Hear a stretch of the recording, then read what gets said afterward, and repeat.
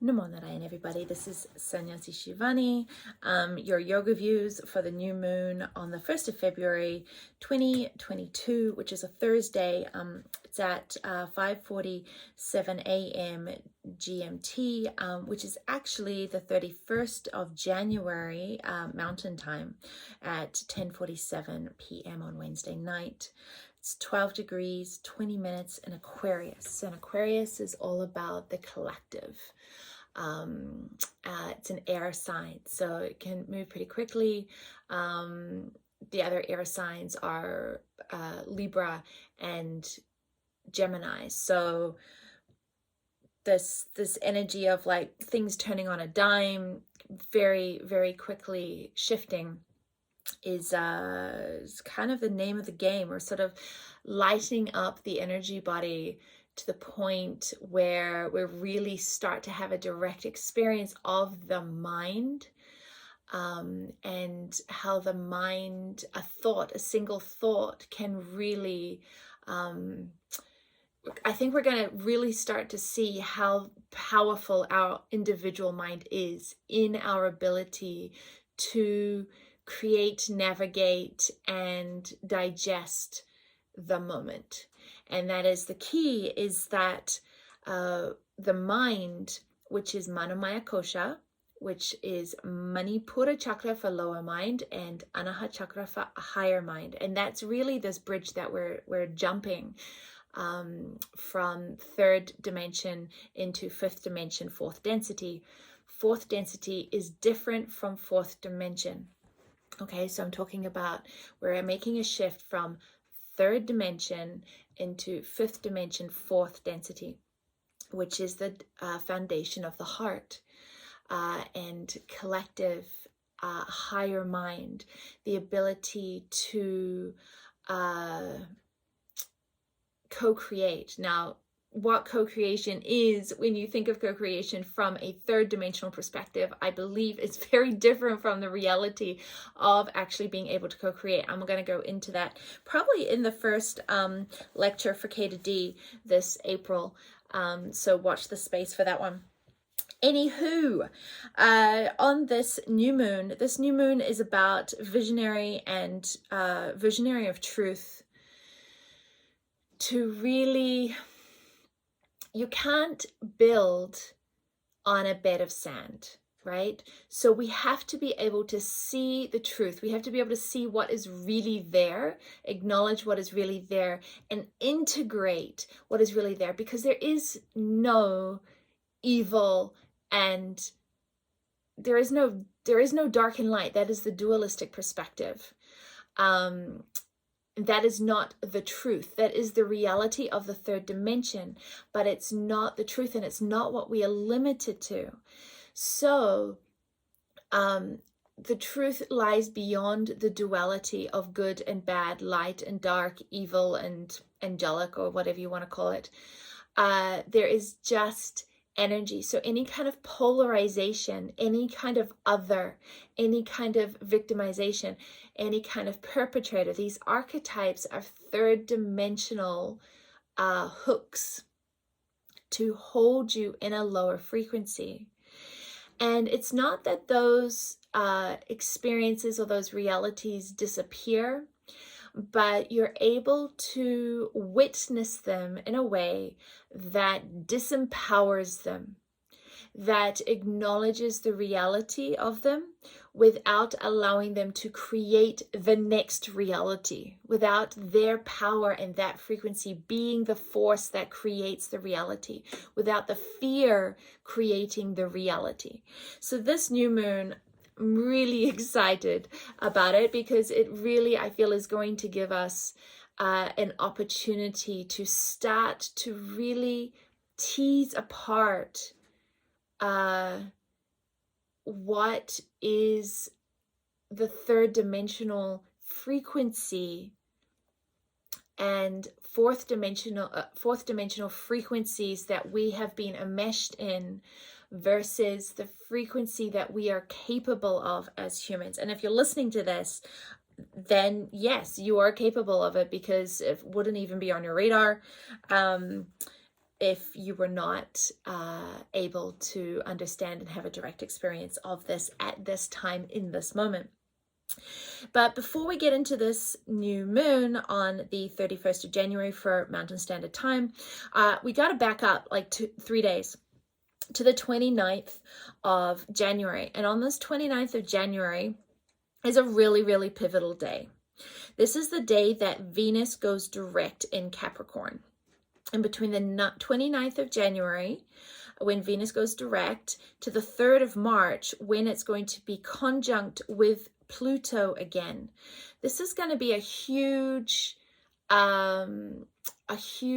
foundation of what is important to you. I want you to like literally write it on your bathroom window, bathroom mirror. What is important? What do you value? What will you live for? And really start to like hone that down to its essence, to its quality, not its quantity. A quantity is a third dimensional construct that you then have expectations and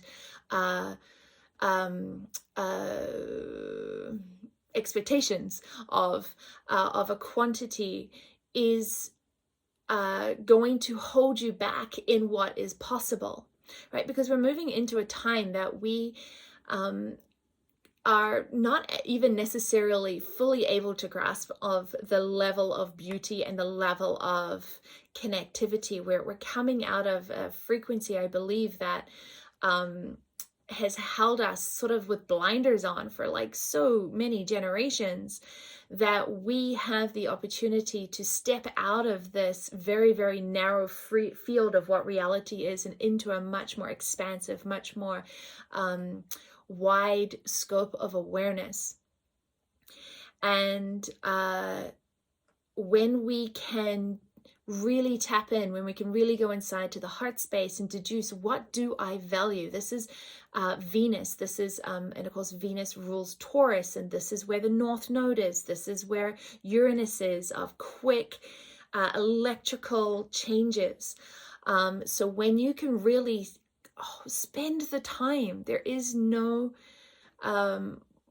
really nothing more important right now than spending a few minutes every day going inside and saying, what do I value? And you will go, okay, well, I value my home. Okay, well, what is your home? Is it your house? Is it the physical third dimensional house? Is that what you value? Well, what if that burns down? Okay, well then what would be the frequency of home that you value? Okay, is it your family? Is it your children and your spouse and the reality of those connections? Okay, well, what if they were no longer in this realm? Then what is that frequency that would feel like home? Okay, what is that? Is it the heart frequency of being able to connect to other souls in an authentic and honest way? Is that what home is?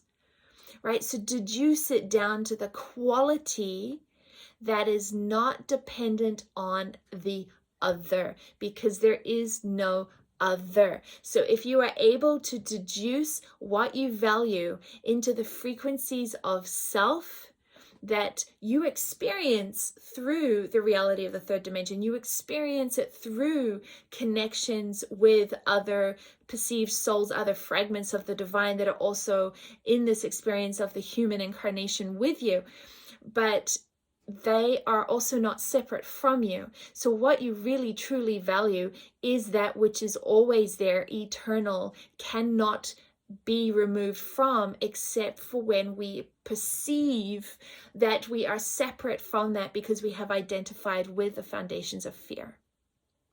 If there's no fear, there's no disconnect. If there's no disconnect, there is Purnamada, complete, total fullness at all times, in all moments, in all realities. And it can only expand into more and more layers and layers and layers and layers of love from there, as our awareness expands and expands, and as our frequency rises and rises. I understand that this yoga views has got a little esoteric, but you know what? Frankly, this is my jam. This is what this is what we're here for. This is what I'm here for. And this is why I want to share this so fully with you. And the beauty of a recording like this is you can listen to it multiple times if I have gone too fast. Sorry about that. Anywho, so the 29th of January and the 30th of January, when Venus goes direct in this way, the values, figure out what you value between the 29th of January and the 3rd of March when she's going to be conjunct with Pluto again. Because what is going to happen is that everything you don't value is going to start to shake, is going to start to lose its grip on your reality.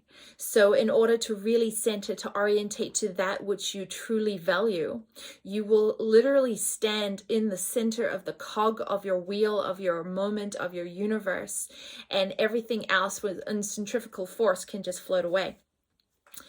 Moon on the 29th of January, this is when the moon enters Capricorn. Okay, and there's a cacophony of aspects in the 2.5 days leading up to this new moon. And it's like moon is going to be like running through the hallways on the way to the sun, high-fiving Mars, Vesta, Venus, Mercury, Pluto, on the way to this new beginning. And so it's like this huge like tapping in of, are you ready? Are you ready? Are you ready? Are you ready for action? Are you ready for courage? Are you ready for harmony? Are you ready for what you value? Are you ready to put your mind towards that which is ready to transform? And are you ready to transform? These are the 5 aspects that the moon is just like gonna careen down this hallway, high-fiving all 5 of these in the 2 days leading up. So the 29th, understanding that moon is going to be conjunct with Mars and then Vesta and then Venus and then Mercury and then Pluto.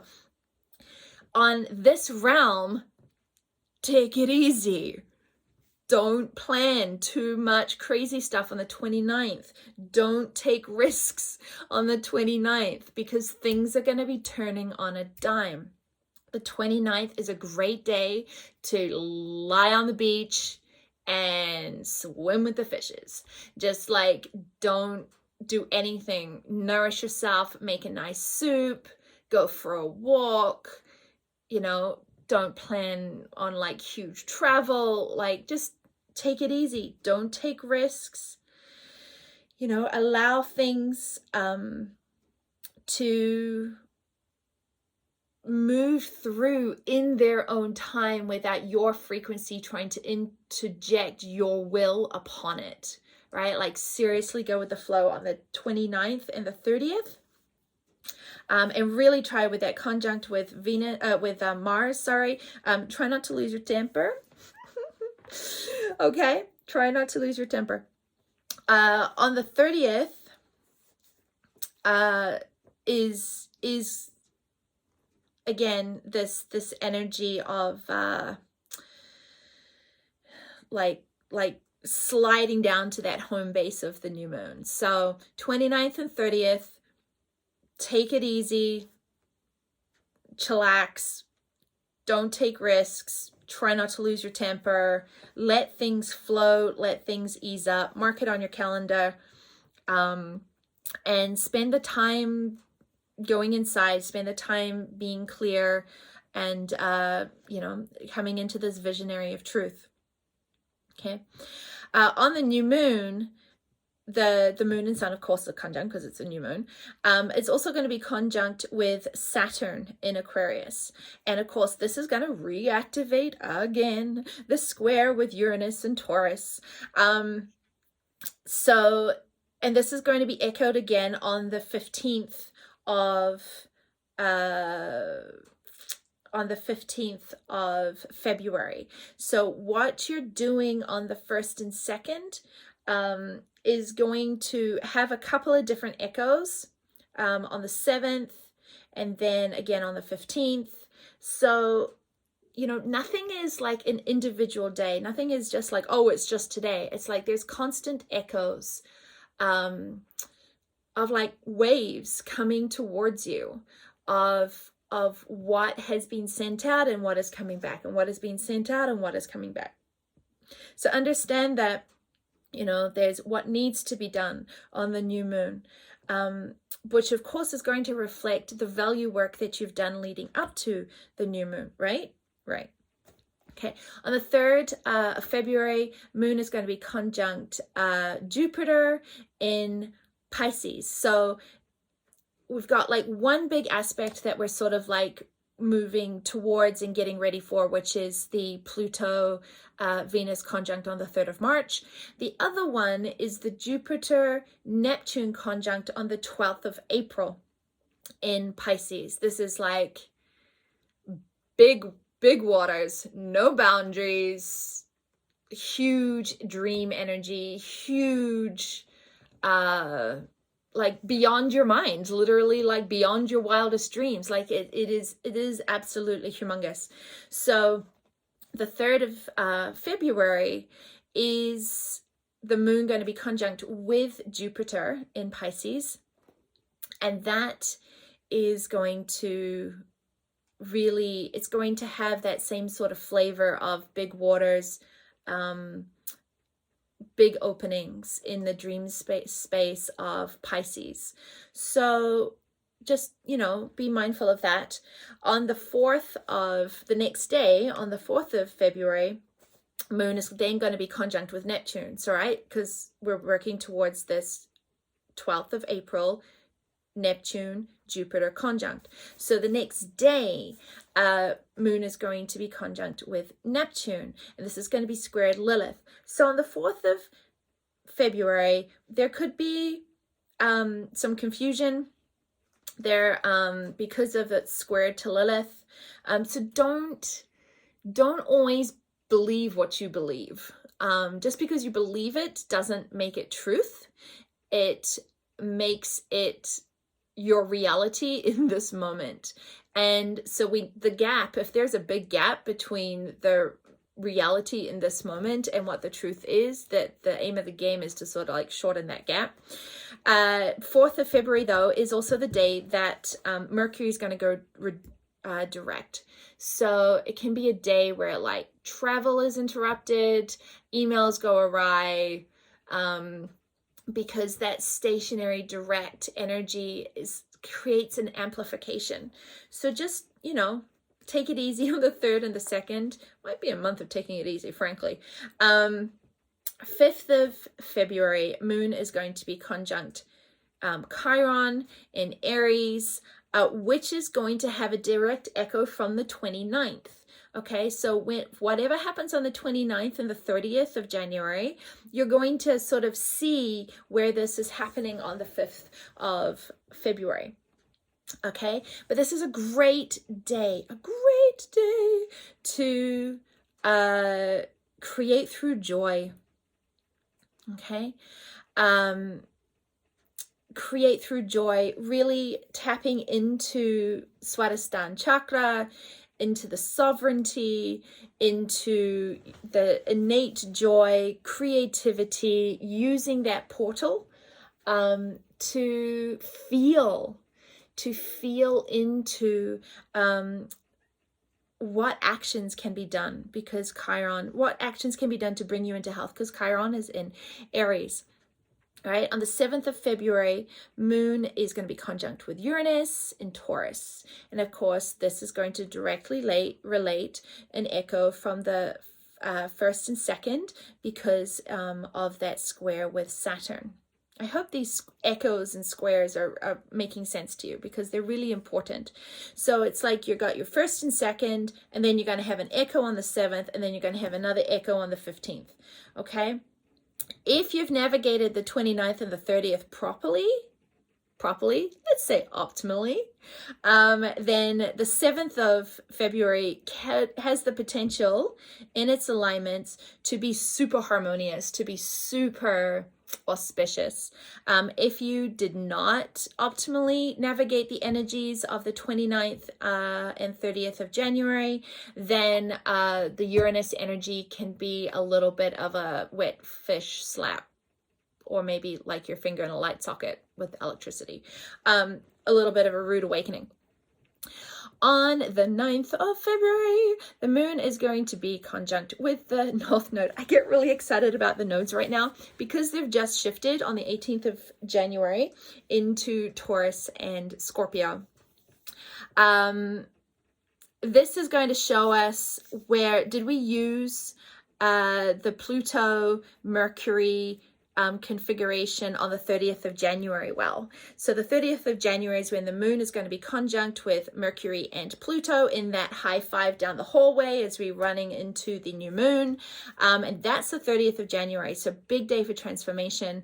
That is we're going to see the effects of that on the 9th of February when the moon becomes conjunct with the North Node, because the North Node is where we want to go towards as a collective, which is, as people are calling it, the new Earth, which is what this Uranus in Taurus is all about. This future versus the past, what needs to break down versus what needs to come through.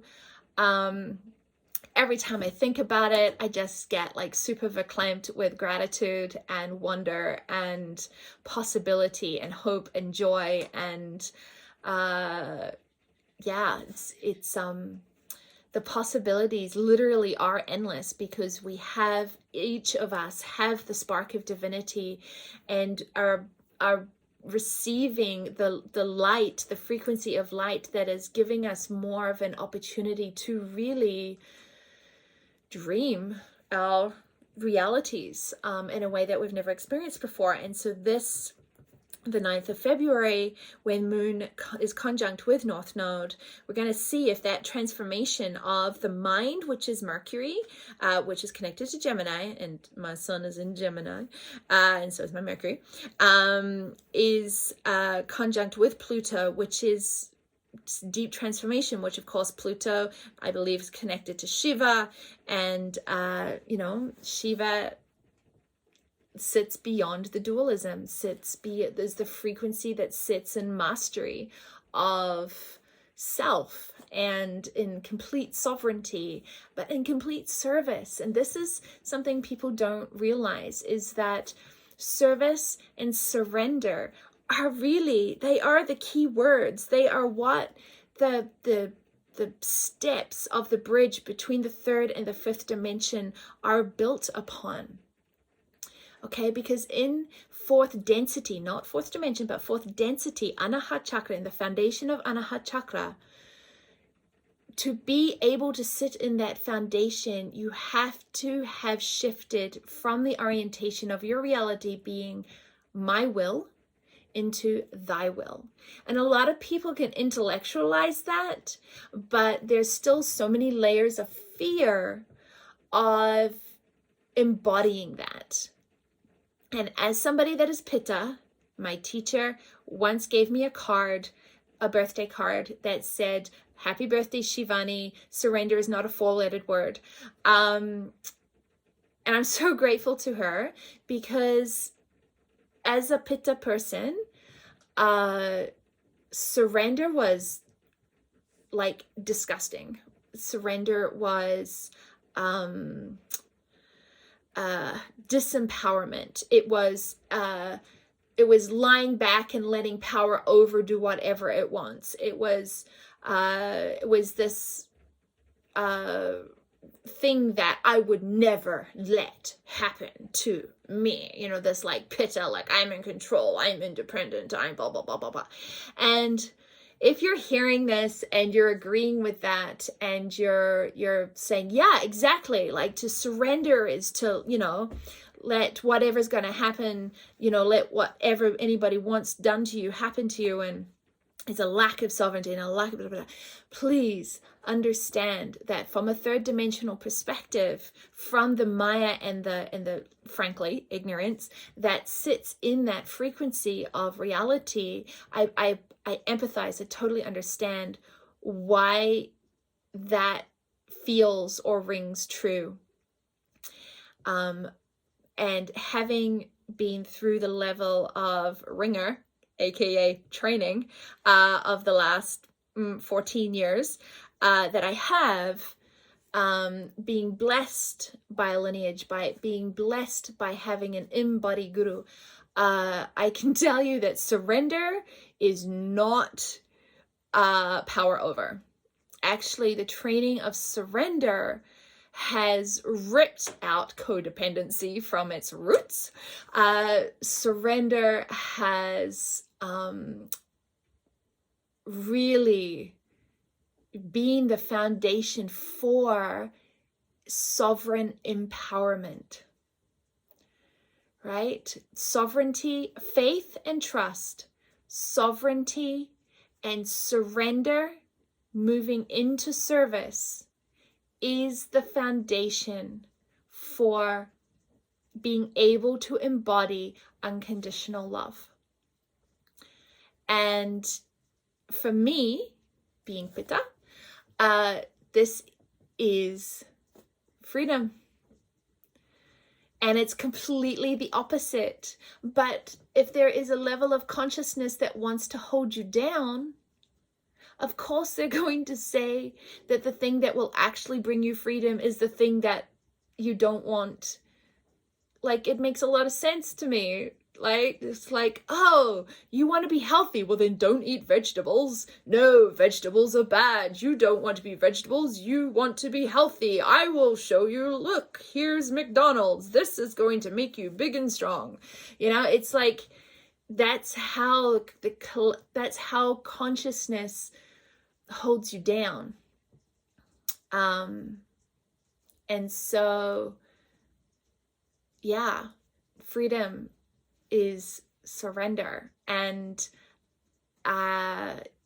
it's something I want to really help support and explore more deeply this year, because there's so many people I see are just on the verge, but are just still those few layers of fear into what it means. And it's a process. You cannot make the rose unfurl any faster, but the light is here for the direct experience in a way that it's never been done. I feel surrender and orientation to thy will is going to be so much easierly, I'm not sure if that's the right word, accessible and than 14 years ago when I was in my training, starting my training. I'm still in training, but yeah. Anywho, I digress. 11th of February, Moon is going to be conjunct with Lilith in Gemini, which is going to be an echo from the 4th, right? With that Neptune squared Lilith configuration. So you're going to figure out whether or not what you believed on the 4th of February, because of that square of Lilith, which is like what is hidden from us. If you're believing what you believe as truth, and then you find that, oh, but key information was hidden from us, then on the 11th of February is potentially when that will come to light, and we'll be able to see, oh, yes, I shouldn't have believed that because that was not accurate.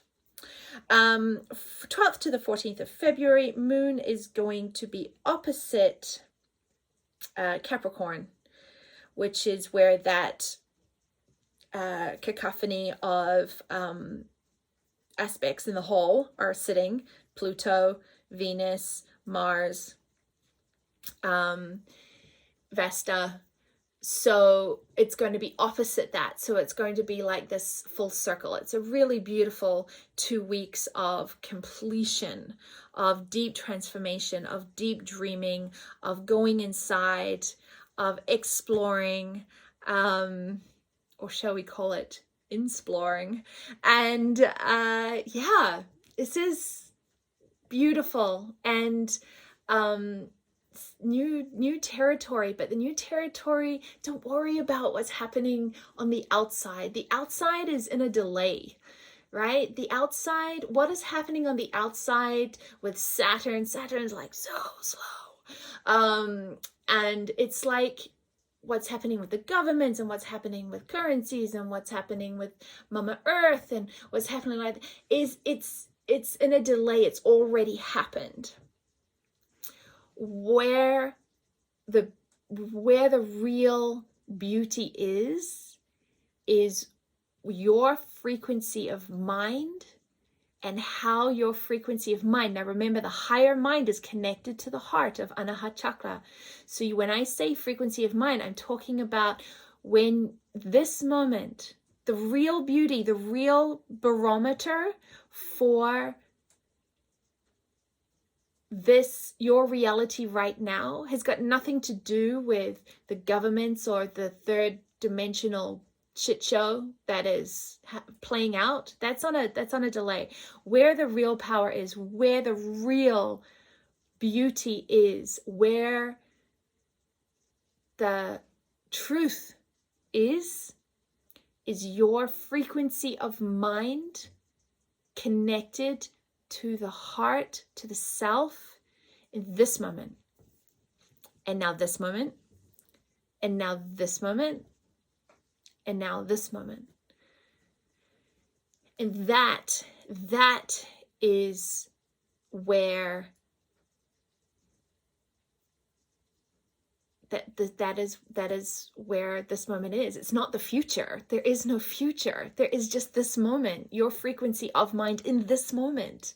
How much love in this moment, how much joy in this moment, how much trust in this moment, how much gratitude in this moment, how much hope, how much ability to dream, your frequency of creativity, your love for life, your wonder, your childlikeness, not your childishness, in this moment.